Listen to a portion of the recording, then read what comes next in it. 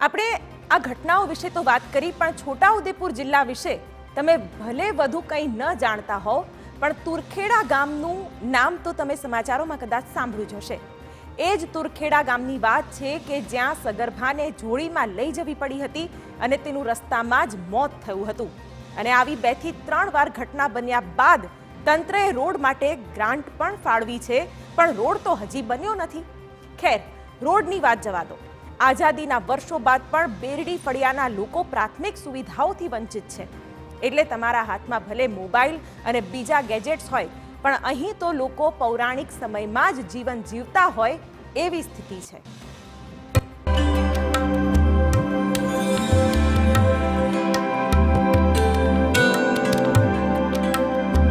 આ સરસ મજાના પર્વતો અને રમણીય દ્રશ્યો જોઈને તમને કોઈ ફિલ્મનું દ્રશ્ય યાદ આવી જશે।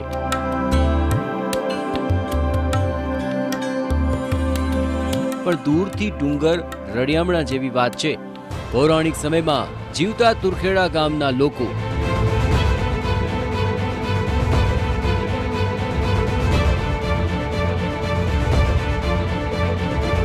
પ્રસૂતાને જોડીમાં લઈ જવા માટે ચર્ચામાં આવેલું ગામ।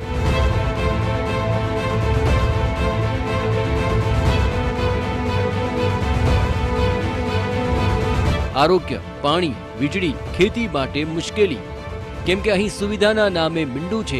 ન તો અહીં રોડ છે, ન વીજળી, ન પાણી, ન ખેડૂતો માટે કોઈ વ્યવસ્થા।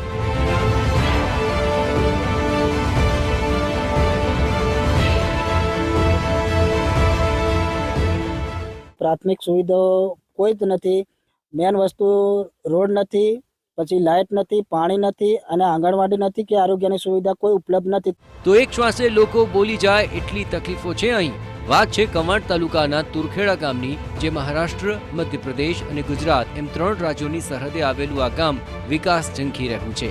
ડુંગર વિસ્તારમાં આવેલા તુરખેડા ગામે જો મુખ્ય રસ્તાથી તમારે ગામ સુધી જવું હોય તો કાચા અને ઢોળાવાળા રસ્તે ચાલતા કે પછી બાઇક પર થઈને જવું પડે।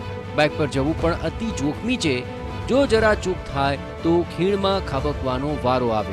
આવા છેવાડાના અને ગુજરાતના છેલ્લા અને દુર્ગમ વિસ્તારમાં આવેલા તુરખેડા ગામે અમારી ટીમ પહોંચી, જ્યાં લોકો પોતાનું જીવન કેમ કરીને ગુજારે છે તે જાણવાની કોશિશ કરી। તો જાણવા મળ્યું કે અહીં પાણીની કોઈ સુવિધા નથી। નર્મદાના કિનારે વસેલા લોકો હોવા છતાં પોતે પાણી માટે તરસ્યા છે। આ લોકોએ ચાલતા જ નદી કિનારે જઈને પાણી લાવવું પડે છે। પાણી તકલીફ કેટલી જબર તકલીફ પડે, શું પડે અમારે ત્યાં દેગડા અહીંયા કુવામાં પાણી થોડુંક છે, પણ એ અટી જાય તો પછી ત્યાં કોતડામાંથી વેરીનું પાણી પીવું પડે મને, અને ઢોરોને ત્યાં હાંકી લીધી પછી કેવા તડકામાં પાણી પીવાડવા જઈએ। બેન, ઉનાળાના સમયની અંદર કેટલી તકલીફ પડતી હોય? કેટલું જવું પડે? નર્મદા સુધી જવું પડે અહીં પાણી અટી જાય તો। ફક્ત પાણીની વાત નથી, અહીં વીજળીનું પણ એવું જ છે। વીજ થાંભલા છે પણ પુરવઠો નહીં। તુરખેડા ગામના ખેડી અને બુડાની ફળિયામાં મકાનોમાં છેલ્લા 8 વર્ષોથી વીજ થાંભલા અને વીજ લાઇન આવી ગઈ છે, પરંતુ આજ સુધી વીજ પુરવઠો મળ્યો નથી। લાઇટની સુવિધા તો 7-8 વર્ષ પહેલા જે આ વીજ બલ થાંભલા ઊભા કરી ગયા છે ત્યારની લાઇટ અહીંયા આવી નથી, અને આ તો ખાલી થાંભલા સોબાના ગાંઠિયા જેવા ઊભા કર્યા છે। બાકી હજી સુધી લાઇટ હજી અહીં આવી નથી। અહીં રહેતા વૃદ્ધો અભણ છે। બાળકો માટે અહીં શાળા જ નથી, તો શિક્ષણની તો વાત જ ક્યાં કરવી। અહીં મોટે ભાગે જે વૃદ્ધો છે એ અભણ છે। પોતાના બાળકોને હવે ભણાવવાની ઈચ્છા કરી રહ્યા છે, પરંતુ સ્કૂલ નથી। અહીં આપ જોઈ શકો છો કે આજે પાછળ ઉભેલા યુવકો છે। તમે ભણેલા છો ભાઈ? તમે ભણેલા ભાઈ? ના ભણી નથી ભણ્યા? તમે ભણ્યા છે ભાઈ? પણ નથી, અંગૂઠા સાફ જ છે। તમે? તો આપણે એક વૃદ્ધને પૂછીશું, કાકા તમે એ ઘડી ભણેલા છે એ ગામના લોકો? અમે કોઈ ભણ્યું નથી। સૌથી મોટી ફિકર કોઈ હોય તો એ છે આરોગ્ય સેવાની। એટલે સુધી કે સારવાર માટે અહીં કોઈ જ વ્યવસ્થા નથી। સગર્ભ મહિલા કે બીમાર વ્યક્તિને જો દવાખાને લઈ જવું હોય તો કાચા રસ્તે ઝોલામાં નાખીને લઈ જવું પડે। અહીં કોઈ સુવિધા નથી, નિશાન આરોગ્યની કોઈ સુવિધા નથી, એટલે અમારે સુવિધા થવું જોઈએ એવું સરકારને કેવું છે એમ।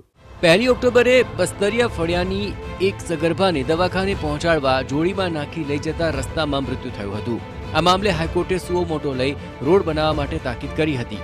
સરકારે 18 કરોડ મંજૂર, પણ તેનાથી માત્ર 3 ફળિયાને જ રસ્તો મળશે, જ્યારે લોકો ઈચ્છે છે કે અન્ય વિસ્તારને પણ રોડ મળે એવી વ્યવસ્થા કેમ નહીં? અહીંના લોકોનું જીવન ખેતી છે અને તેમાં પણ તેમણે મુશ્કેલી સિવાય કંઈ જોયું નથી. ત્યારે બધી જ વિષમતાઓ વચ્ચે જીવતા અહીંના ભલા ભોળા આદિવાસીઓ વિકાસની વાટ જોઈ રહ્યા છે.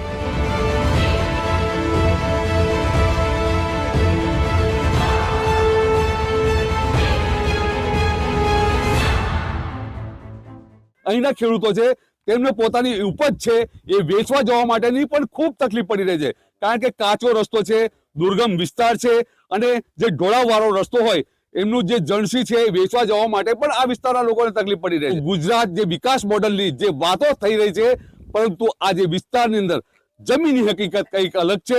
મકબૂલ મંસૂરી, TV9 છોટાઉદેપુર.